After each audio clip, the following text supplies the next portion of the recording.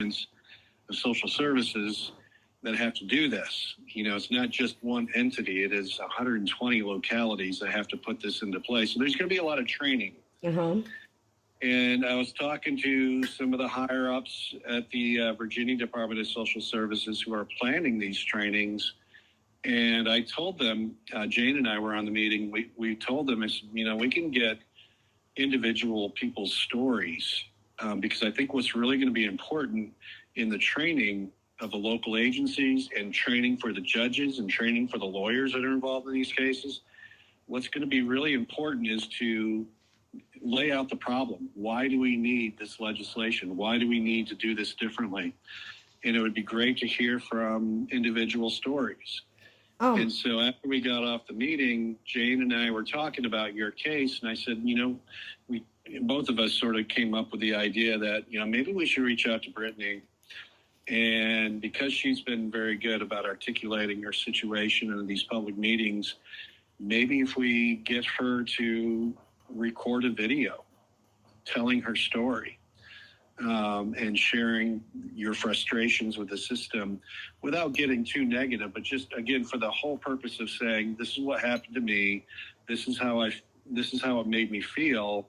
And this is why I continue to advocate for myself and for my kids, because I don't think the system, worked. I think the system failed, and this is why we need this new process. Okay. So I want you to mull that idea over, give you some time. This is not like going to happen in the next week or so. We've got to plan these kinds of trainings out. Well, that's good, because they're going to be able to get back to talking in the next week or so anyway. Exactly. But I can already tell you that my answer is going to be yes. I don't even have to mull that over. Also, I'm not sure who you've spoken to recently, but about a week or two ago, after the lunch thing that they had with you, I had a phone call with Miss Nicole Pullen. I think I say her last name wrong. Yeah, I know Nicole. So I have an idea that I've tried to toss towards her, and I just kind of want to throw it out in your direction. Now I know, she said that there could be some hang-ups with my idea due to privacy issues and things like that. But, we have the OASIS system, and we have the U that complaints can go to. And we have the new system that they're going to be trying to roll out in 2026. What if we started to create some sort of a system where foster parents, kinship guardians, and the parents that are affected by these systems, even if it's not like filling out a complaint to you, it's just a questionnaire. Do you feel like your family was offered these services? Do you feel like this was done right? Do you feel like this was done wrong? If you had any concerns during your case, what do you think that would be? And my reason for that is all the meetings I attend, there is a complete disconnect between what we out here in the localities are experiencing and what's being reported to y'all. And y'all up there, you can only go on what's being reported to you. And I feel like maybe having something where it kind of meets in the middle, you're seeing both sides, even if it's just, like I said, like a quick survey towards families that have been on the other side in these cases. I think that's a good idea. I think as we're designing the new system that's going to come into play in 2026, I think there may be some room to be able to negotiate that in there. I know that Nicole and some others and I have talked about like what we call exit surveys, for parents and other involved. I think you brought in the foster parents and kinship caregivers too. I think that's a good idea. But mainly, we wanted to hear from parents about, did you feel like your voice was heard? That Well, see, the reason I wonder. So, I work with a lot of foster parents too. Okay, I have a lot of foster parents that call me. And a lot of what I learned there is that there is a disconnect between foster parents and biological parents. Oh, yes. So I think that having those areas looked at will help the children as a whole, because when people are working together, things get done better. Yeah. No, I think you're absolutely right. And when we look at the case records, unfortunately, we're reliant on the truthfulness of what the agencies put in the OASIS records, right? That was something I was talking with Nicole about. Yeah. Which is why, when something doesn't seem right, or we go back to the complainant, the parent or whoever it is that contacts us, we share, try to share whatever information we're able to share and say, just your recollection, like, say, for example, a family partnership meeting. So, well, the notes say this, tell us from your experience, what happened during that meeting. And sometimes there's a disconnect, sometimes there isn't. But I mean, the purpose of asking the question is to make sure that what we're reading is accurate. And so that's the approach that we take. It's like, okay, well, this is what it says in the record, but let's make sure that it's accurate. Yeah. So I think you're absolutely right. And like I was telling Nicole as well, like, I don't ever want you or your office to think that I'm like trying to come after y'all in a negative way. I think that your office is great. I still direct every family that comes to me. I'm like, you need to file a report with the ombudsman. It's one of the first words out of my mouth is, if you really feel like this is happening, you need to file a report here. I never felt that you were coming out against. I think what you were, like I said, I just was really impressed with the way that you've been able to express and articulate your feelings about the system. And I never felt like you were ever coming at me. Yeah, so sure. I appreciate and this is why I'm coming to you today. It's because, I think Brittany's in a really good place to be able to be in a position to do a video like this, to share her story and to make an impact in that way. Yeah, and see, and I wanted you to also know that, like, my issue has never been a part of your office. I feel like Virginia set you up to seek out problems, but they don't have any system in place to take care of the problems that you're finding.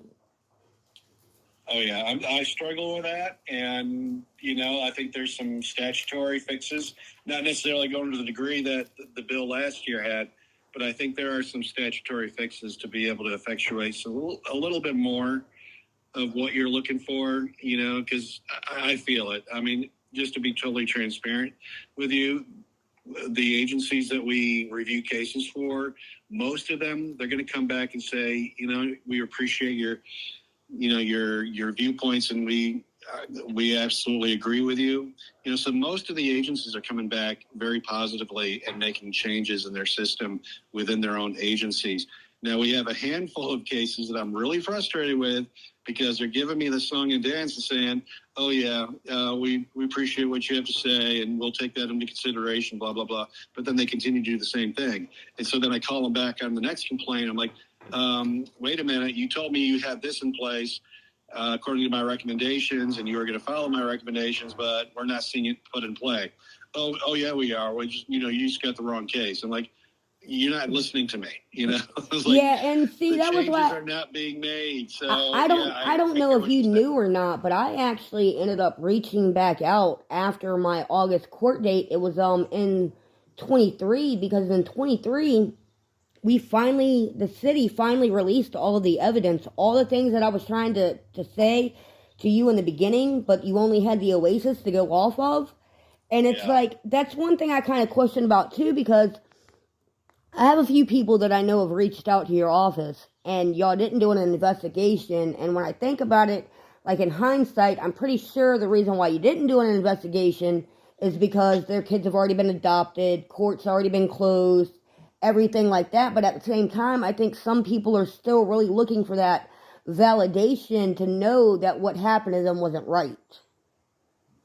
And that's something that we're struggling with, because the statute speaks in the present tense. We can investigate cases involving children who are receiving child protective services, who are in foster care. That now, so if a case comes to us, a complaint comes to us, and there's already been termination of parental rights, and the child's been adopted, that child is no longer receiving child protective services, is no longer in foster care, and so we can't look at those cases. Yeah, so with all of the kinship movement and everything, one of the big questions that I have is what's going to happen with the people like me that were affected by all of the, I say illegal, y'all probably just say wrongful or whatever other word, like alternative living arrangements that were done in these back doors. I'd like to go back and have them all redone, but I don't know how practical that's going to be.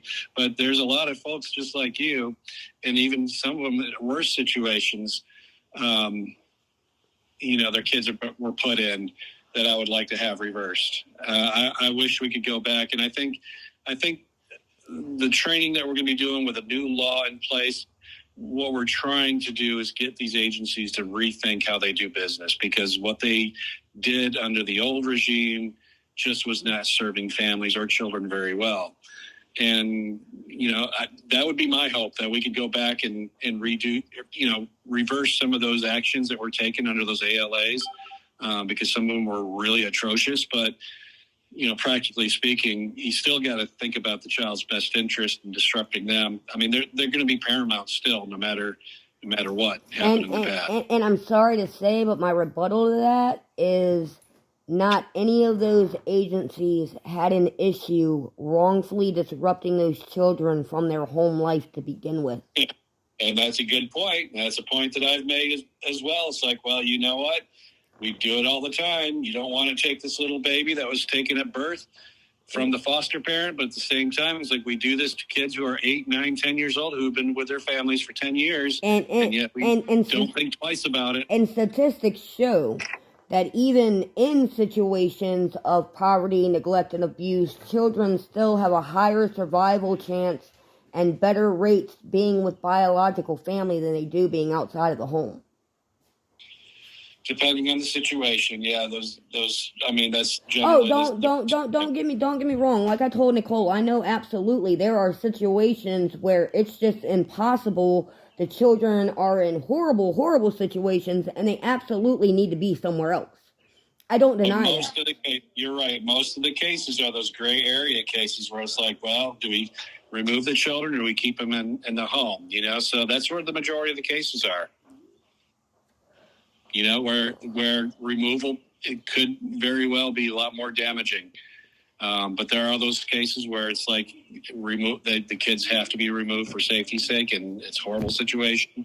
But the majority of our cases are not those black and white cases; they're the gray areas. Yeah, and that's what's really alarming to me. Like, I mean, this is crazy, but ever since everything has come out and I've been kind of public with my case, I get calls from parents, foster parents, from across the entire country. I have people from Scotland, Australia. I was approached 3 weeks ago to help people in Scotland try to write their own type of declaration of independence to present to their parliament for parental rights. Yeah. Wow. It's that's why I keep saying there is such a disconnect between what's happening really on the ground with these localities, and it's not just here. Like, I don't want anybody to think, oh, I just think this is a Virginia thing. Like, it's everywhere. And a lot of it, like I told Nicole, I was like, when he brought up that whole thing about social workers needing the full training and everything before they're hitting the ground, I mean, absolutely. That and vetting of people's ethics. Because just because you're sworn into something doesn't mean that you have the morality of what you're swearing into. Right. Well, I really appreciate what you're doing, and respect you for continuing to fight for your kids and for your family. I hope the best for you. I wish I could do something more, but I think you're absolutely feeling empowered to do what you need to do, and I love that about the position that you've been taking ever since we looked at your case. And again, that's the reason why I think Jane and I thought it was a good idea to reach out to you. And so about this video, I think what's really important is to talk about, don't give a lot of details. Don't name your children or anything like that. Let's keep their privacy as protected as much as possible. But talk about the process that you were forced to go through, and the questions that you had that were just went unanswered. It's like, wait a minute, aren't you supposed to be working with families for reunification? And you just felt like you were left out of the loop once they made their decision, and they take it to court, and then the court makes its decision, and you're stuck. So I think really highlighting. Yeah, it just sucks though, because like, I'm so glad that y'all took my case on when you did, but a part of me almost wishes that it would have happened later when more of the evidence came out. Because once we had the state level appeal with the fair hearings officer, we were finally able to get Kelsey Summers recorded committing her perjury on there as well.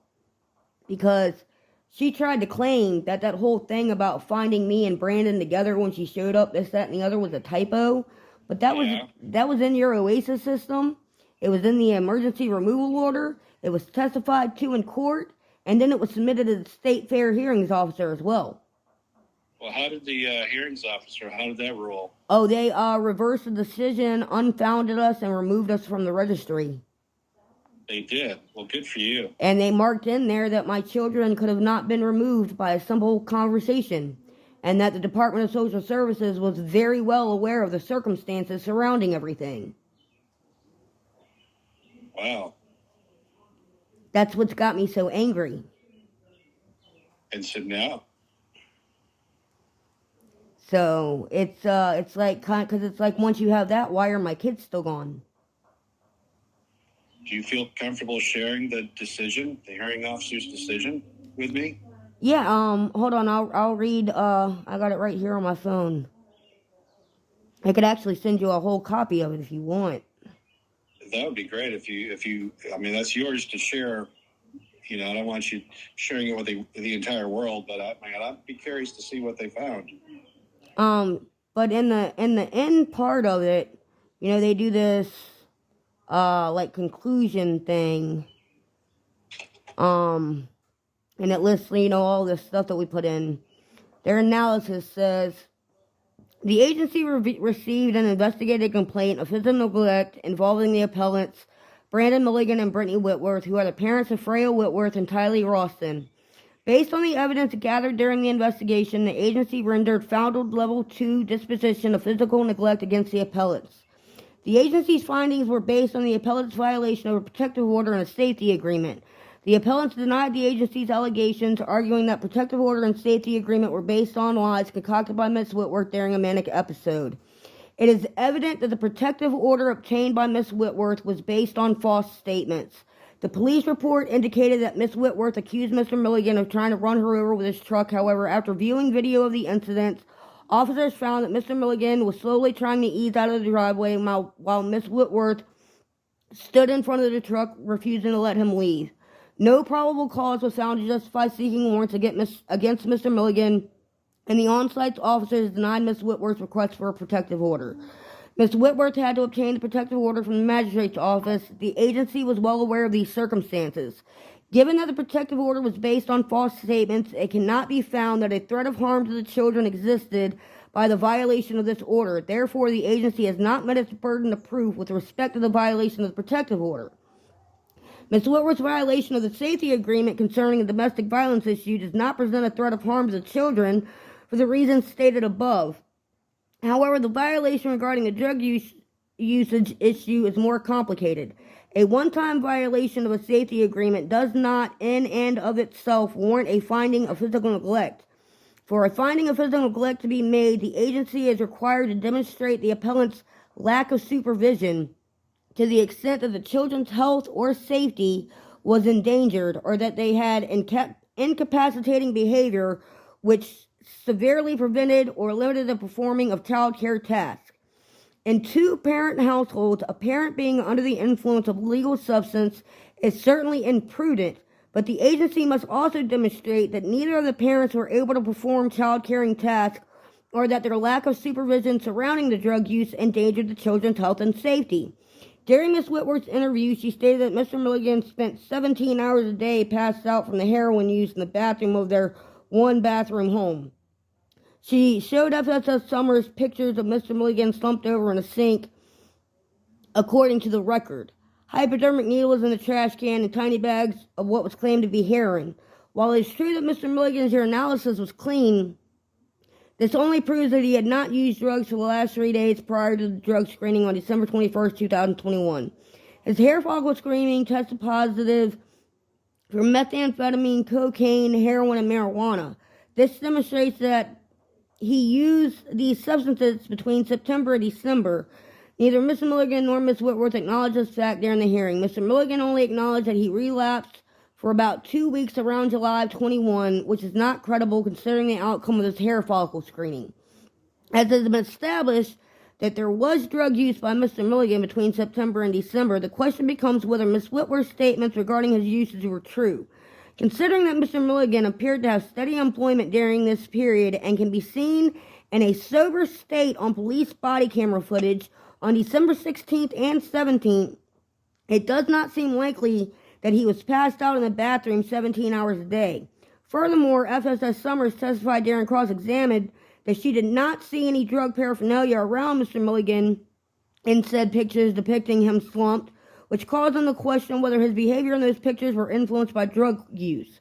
As such, it is more likely than not that Ms. Whitworth exaggerated Mr. Milligan's drug use, as she did with the domestic violence allegations. However, it is unclear how much of the circumstances were exaggerated, given the appellant's refusal to acknowledge Mr. Milligan's more recent drug usage. Another complicating factor is the absence of any dialogue in the record prior to the removal on December 17th regarding how Ms. Whitworth protected her children from Mr. Milligan's drug use, as the agency's interference appeared to be that Ms. Whitworth lacked protective capacity based upon the family's shared residence in a one-bathroom home.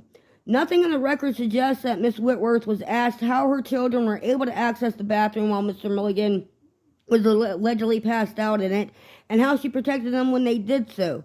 Given that Ms. Whitworth's claims were likely exaggerated, a discussion regarding how she protected her children in the event that Mr. Milligan abused drugs would have been relevant to whether she had protective capacity over her children. For example, in a situation where two parents are present, there could be an agreement that while one of them is under the influence of substances, the other parent will act as a caretaker, keeping the children away from the drugs and its paraphernalia. In such circumstances, a finding of physical neglect may not be appropriate. Here, the only evidence of caretaking arrangements can be found in the body cam footage from December 16, 2021, in which FSS Griggs spoke with the appellants about the latest complaint. During the discussion, Ms. Whitworth referenced cleaning the home on Quinn Street and the home that she temporarily stayed on Somerville Road. She also indicated that she was caring for her children while experiencing some sort of stomach bug that made her frequent the bathroom. Mr. Milligan appeared to be sober and indicated that he had been at work for most of the day, but he was now home to look after the children and Miss Whitworth. Besides Mr. Milligan, a second adult male was present who claimed to act as a caretaker when Miss Whitworth was sick. There is no evidence that FSS Gregg found anything of concern. Miss Whitworth appeared to have another residence on Somerville Road where she could take the children if something concerning took place. Based on the circumstances, it is likely that there was some sort of caretaking plan in place to keep the children safe in the event of Mr. Milligan's potential drug use up until the moment that the first safety agreement was voided by the signature of the second safety agreement. Considering these factors and the likelihood that Ms. Whitworth's claims of Mr. Milligan's drug use was exaggerated, the agency has not demonstrated that Ms. Whitworth's one-time violation of the safety agreement resulted in her being unable or limited in performing child-caring tasks. Furthermore, the agency has not shown that Ms. Whitworth lacked the protective capacity to keep her children safe from Mr. Milligan's potential drug use. Thus, the evidence is insufficient to support the finding that the appellant's children were harmed or threatened with harm by the violation of the safety agreement. This disposition has not been established by a preponderance of the evidence. And then it does like a findings of fact, and when you get down to the number 7, it says, FSS Summers arrived at Somerville Street address and asked Miss Whitworth to meet her there. Mr. Milligan was already on site at the Somerville address. When Miss Whitworth arrived, FSS Summers notified the appellants that the children would be removed because they had both broken the protective order and safety agreement. The children were removed from the appellant's custody and placed in respite care until alternative arrangements could be made. Mr. Milligan goes over the drug screen for number 8. And number 9 says the appellants denied the agency's allegations against the protective order. And number 10, it says the agency failed to prove the appellant's violation of the protective order constituted a threat of harm to their children, given that the order was based on false information. 11, the agency failed to prove that the appellant's violation of the safety agreement constituted a threat of harm to their children, given that evidence was insufficient to establish that the appellants were unable or limited in performing child caring tasks. Furthermore, the agency has not shown that Ms. Whitworth lacked protective capacity to keep her children safe from Mr. Milligan's potential drug use. 12. The record and testimony do not contain a preponderance of evidence that the appellants physically neglected their children. Decision. The disposition of founded physical neglect level 2 of Freya Whitworth and Tylee Ralston by Brandon Milligan and Brittany Whitworth are amended to unfounded. The Central Registry, a subsection of OASIS, will be notified consistent with this decision. All parties are notified accordingly. Wow. Yeah, I definitely want to see the copy of that. Can you email that to me? Yes, sir. I'm doing it right now. Oh, no wonder. What's the email again so I can... It should come up. You just emailed me, Eric.Reynolds@Governor. Yep, got it. Sent. Wow. Huh. See, because by the time we had that hearing, the city finally released all the body cams and police reports to me. Yeah. I want to share it with my staff because, again, I think it's really important that we look at all this stuff in context, and we're learning. You know, we've been here for almost 3 years, and I learn something new every day about the system. You know, I'm still not the expert that people think that I am. You know, but this really, you know, speaks to a lot of our conversation, because we have these conversations as a team every day when we see situations like this where there's parental substance use that's alleged. You know, all the stuff that hearing officer had listed off those are the things that we're looking for. It's like, well, you know, why are agencies making these decisions based upon this information when they really shouldn't be making these findings under most of the circumstances that they find with parents, like your situation? And see, that's what bothered me so much in my situation, is because they knew from the start that I was 100% against my children going to Amy Bound. I told them from the start, if you place my children with her, I will never see my kids again. Right. And if you watch all of the video of them taking my children, I mean, when I told you that she stood around and laughed and joked, I've got the cops on camera calling me a crackhead and a heroin addict. I've never been on drugs like that a day in my life.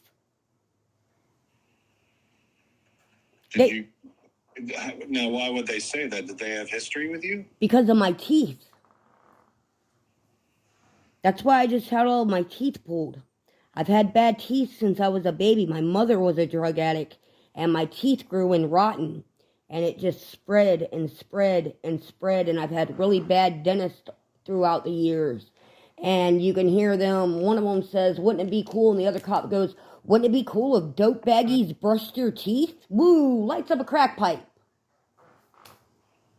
And then the other one says, if you ever wanted a poster child of what a junkie looked like, it's right there. Now, mind you, it was 9:30 in the morning. I had been sick with a stomach bug that my kids had given me for 3 days. I'm distraught because they're there taking my children, and they're telling me they're calling me the poster child of a heroin poster child. And then as they're leaving off with my children, one of the cops goes, well, you know, if all that drug stuff is true, she's probably going to overdose by the end of the day.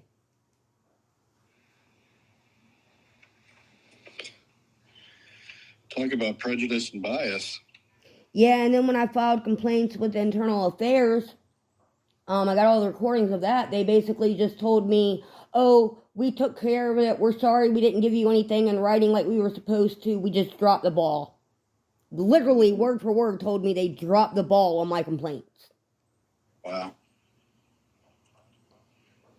So that's why I come off so frustrated sometimes. It's because, like, when you look at my case and you see all of this that I have, it's like it's a no-brainer here. I've never denied that I wasn't in the wrong when I was having my episodes, but I've gone to doctors. It turned out I needed to be put on birth control.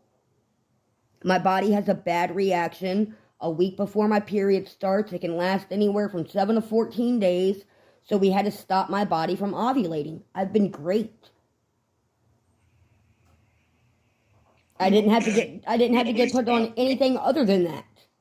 Nobody stopped to just take the time to talk to you. No.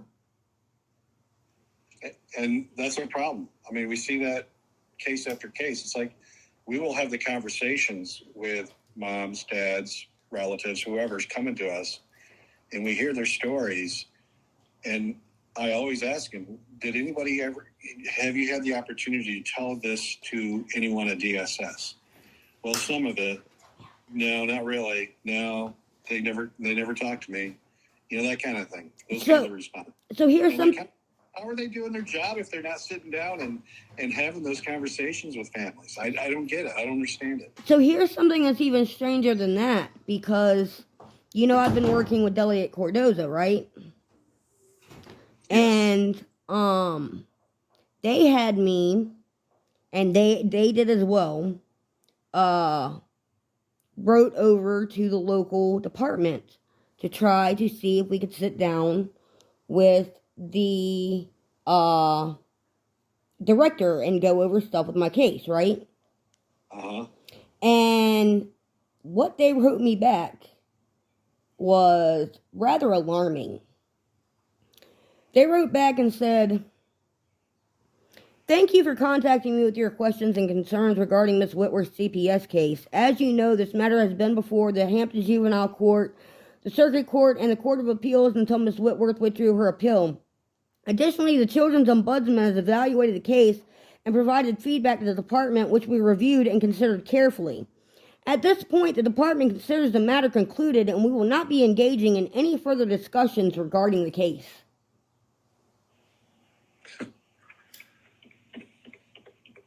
Well, I mean, they're right. If there's pending court matters, you know, they're limited in what they can do. But at the same time, you know, I think agencies are really afraid to go back and correct any wrongs that they've done. I mean, it's a really complicated situation. And I'm not sympathizing with their position at all, but I understand to a point where they're coming from, but at the same time, it's like we need some way to be able to get these errors corrected. And, you know, this is what I'm saying. It's like, now it makes sense to me, you know, what you're seeking. Yeah. And what Delegate Cardozo was trying to do in light of this new information that you just shared with me. I mean, it's like, it's no wonder. Yeah, and that's why I said I didn't want you to think ever that I was thinking something bad about you or your office. I think your office is great. I think you're doing a great job. I think we need you. We need you in your office. But they have to have somebody that when you're sending these reports that are looking at it and they're going, okay, we're going to do something about this. Right. Well, you've given me some more information, some more stuff to think about and figure out, you know, where does this fit? And either the statutes, does it require legislation? Is there something else that we can do to try to address that particular issue? So thank you for sharing all this. This is really eye-opening for me. Well, absolutely. I hope you know that at any time, anything I can help with in any way, I'm always available for that. All right. Well, let's start with this video because I think that's, you know, I really would like to have your story out there. But again, I think we're going to have to be careful about how much information in order to protect the children. Mm-hmm. But, you know, again, after hearing you testify in all these public meetings, just how impressive you are in coming across. And that's why we came to you. That's why I said, you know, I think it's a good idea let's reach out to Brittany. Let's see if we can do this because I think her story can be very compelling in the training. And so let's start with that. I think there's going to be other opportunities. And I really appreciate that because, I mean, this whole speaking out in public thing is very new to me. Well, we'll work with you on that. But that's, I really appreciate you taking my call today, for sharing the information. And let me let me talk to Jane again and some other folks. Then we can send out. I will send you an email about what we're kind of looking for as far as a video. Okay. Maybe we do it via a virtual meeting. Maybe we can do it. I don't know. We got to talk about that. But let's work on this, and we'll reach back out to you, give you some instructions so we can go forward with that. That sounds great. And I really appreciate you thinking about me. Well, we can't help not thinking about you. You keep popping up at these meetings. Hopefully that's a good thing. No, it is a good thing. We do have some other folks that pop up at these meetings. It's not such a good thing, but you are different. So, and that's why we reached out to you. I think you need to be commended for what you're doing to fight for your family. And I wish it were a different situation for you, but yeah. So let's do and make changes in the system in the ways that we can, and using folks like you with your lived experience stories, I think is going to be very compelling. Well, I can't wait to get started. All right. Well, I'll reach back out to you, and then we'll go from there. All right. Thank you so much. Thanks, Brittany. Have a great weekend. You as well. Bye-bye. Bye.